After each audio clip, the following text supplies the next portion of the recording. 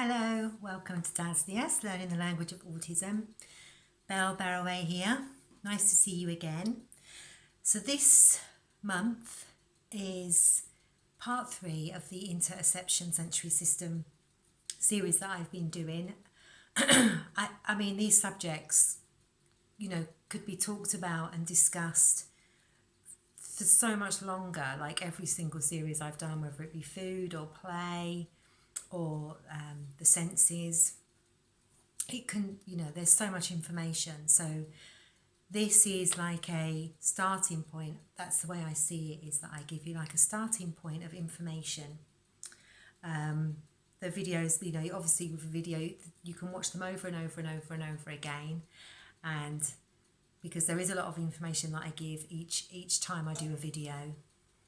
But I also do a description, and you can continue to research the subject at your leisure, and ask other autistic communities and individual autistic people that may have the interoception sensory challenges, and how they live their lives and how they negotiate their lives within that challenge.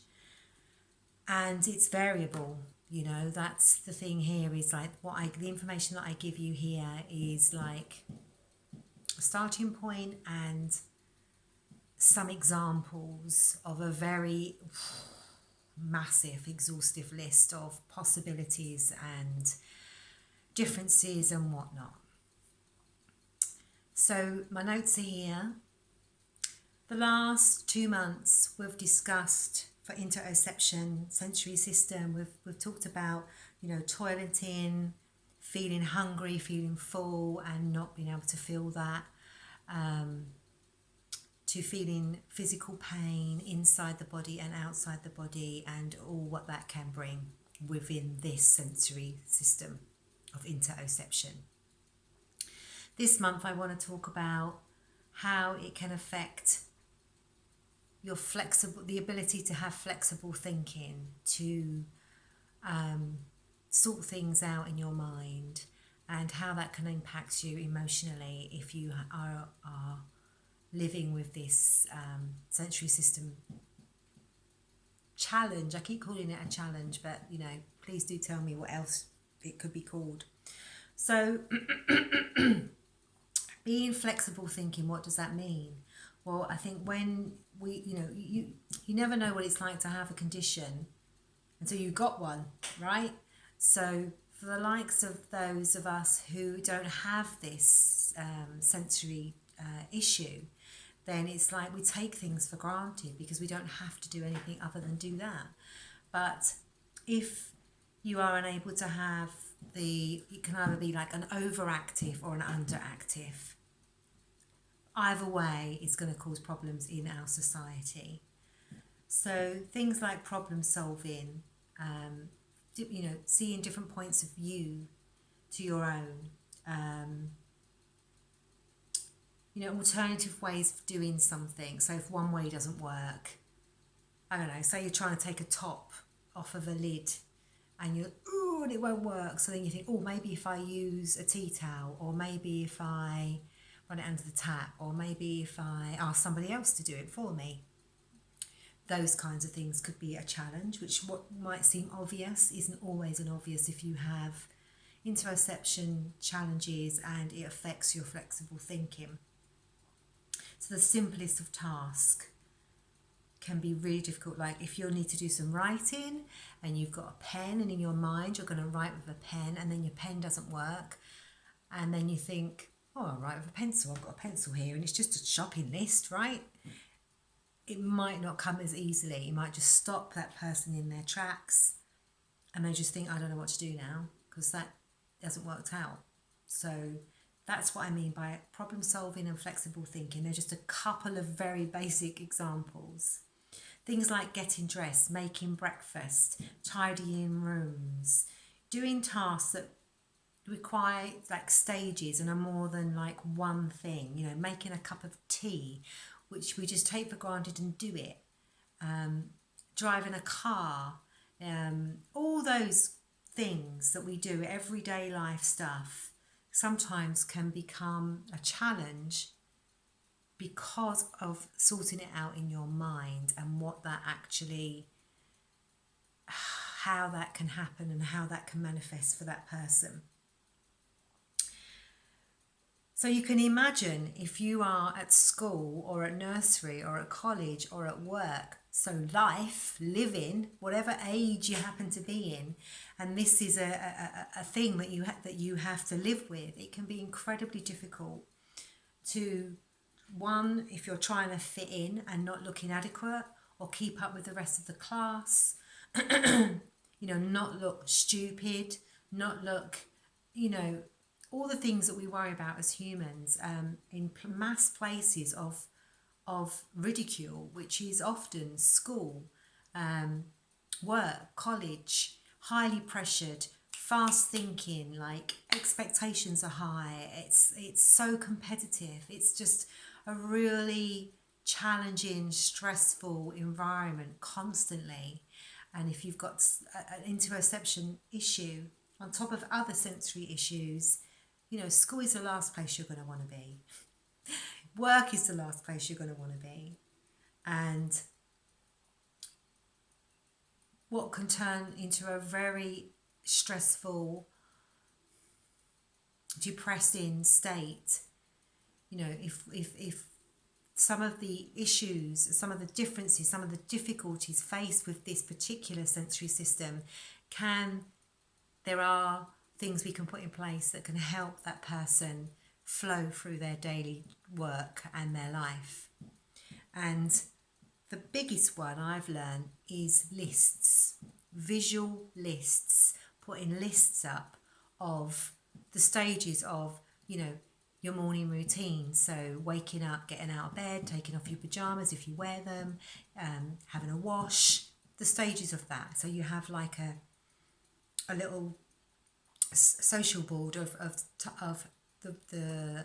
when you get, what you do when you wash your face first, dry your face, then you brush your teeth, or what is it, whatever order it is that person wants to do it. It's good to have a visual board.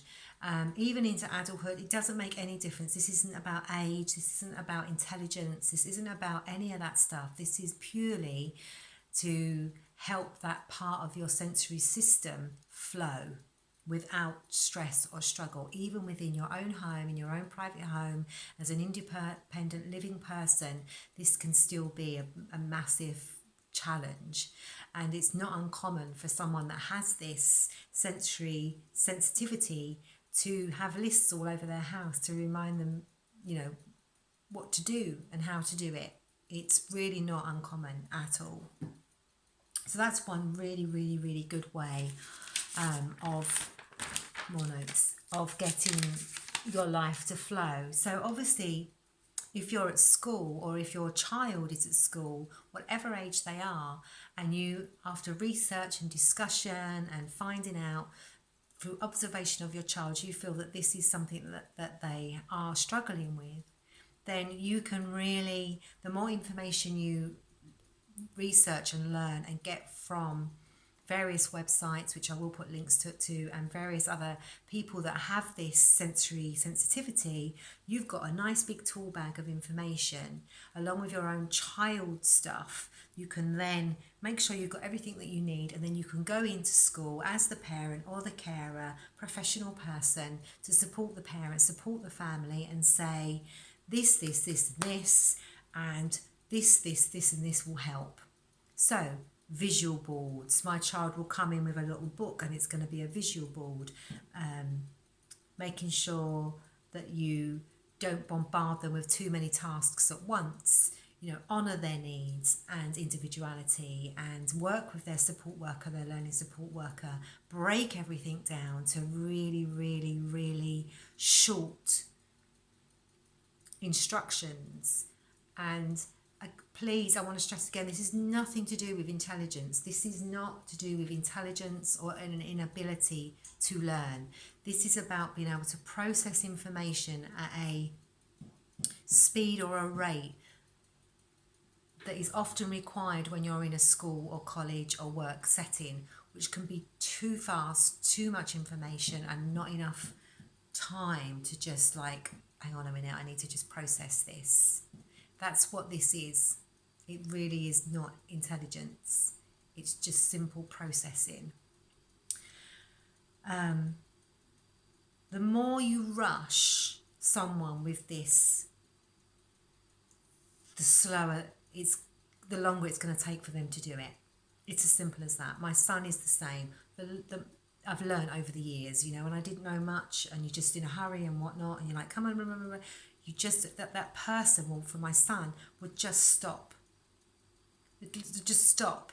No matter how much of a rush I was in, no matter what I was saying, it just shuts down. And you're just like, I can't process anything else. So I've just got to stop, or I just slow right down, which of course defeats the whole point of you saying hurry up. So it's one of those senses that doesn't get talked about very much. It's becoming more and more and more known about. Same with proprioception and the same with vestibular sensory systems. You know, the other ones, we're kind of like the 5 common ones, the 5 well-known ones, people are getting more au fait about.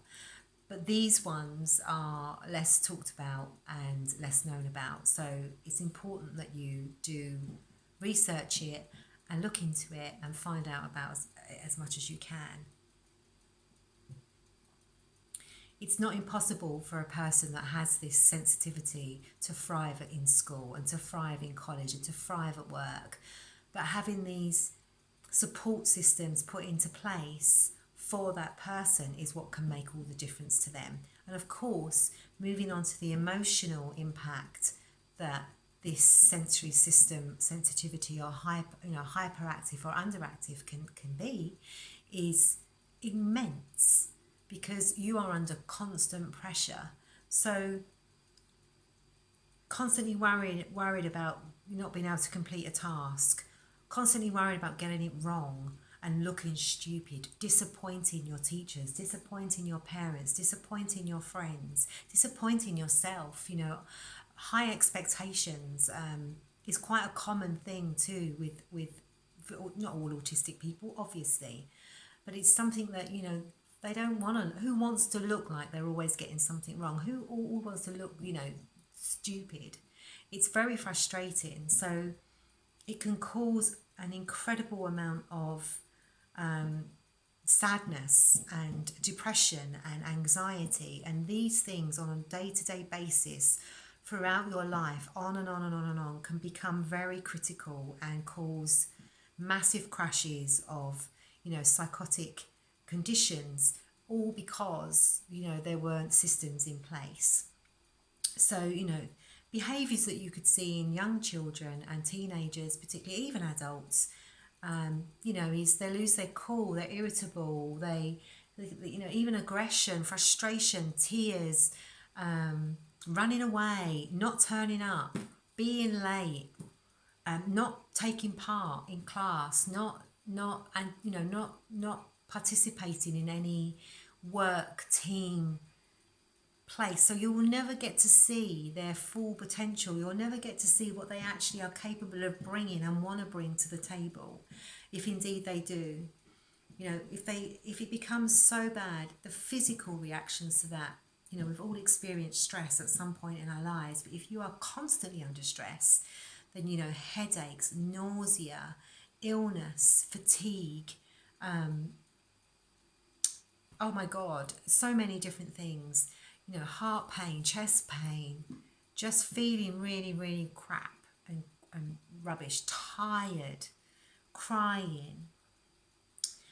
And that's a shame when someone has got it's a sensory condition that can be so easily managed with the right people around you when you're a child, excuse me, and you are unable to express this because you're still figuring it all out for yourself and you don't know what's going on. It's to the adults, it's to the parents, it's to the professionals, to the carers to look out for our young children and people and research this stuff and talk to other autistic people and say, oh wow, I think this could be a thing. So there, it's okay, like we've got things in place, we can help you with this. So I urge you to really research this further, really look into it in other websites, to the links that I put down and others. And, you know, I see it all the time on the many Facebook groups that I have joined that are run and led by autistic communities. It is a common thing that is talked about more and more and more and more and more. Woohoo! So that is the good news for a lot of us parents, neurotypical parents particularly, who have no idea and think, oh my God, like I've got no idea what I'm doing. I don't know how to help my child. There is help out there. There is help out there from the many, many autistic communities and people that are sharing their wisdom for free. They're giving it out. They're constantly supporting neurotypical parents and families of autistic children. And thank you so much. I applaud you and I'm so very grateful. So have a little look, have a little think about some of the things that I've said and how interoception sensory systems can affect the life of your child or the person that you care with, or if you're a professional person, you know, a psychologist, whether you're a teacher, whatever, a work colleague, a sibling. And I've got part 1, part 2, and now this is part 3. You could watch them all, and then together there's a lot of information there. So I hope they're helpful. I hope you find them helpful. Next month, probably in about 3 weeks' time, I'm going to do a Christmas one. I'm going to talk about Christmas and the build up to Christmas. Might be a bit of a different Christmas this year anyway. Who knows, if with, you know, the whole lockdown situations that we're going through at the moment. But I'm going to talk a little bit about Christmas, and then after that I'll then go into the more senses of vestibular and proprioception and continue with the sensory series. Thank you very much for watching. Please do comment, please do subscribe, and let me know if you want to, you know, add to it. Please do comment and let me know, because I am learning every day, all the time, and I am very, very grateful to be learning, and then I pass on what I've learned to others. That's what it's about. It's about giving, receiving, sharing, learning, and supporting our autistic communities and our children. It's about, you know, it's about making life easy. It's about making life fun for everybody. So thank you very much, and I will see you soon. Bye for now.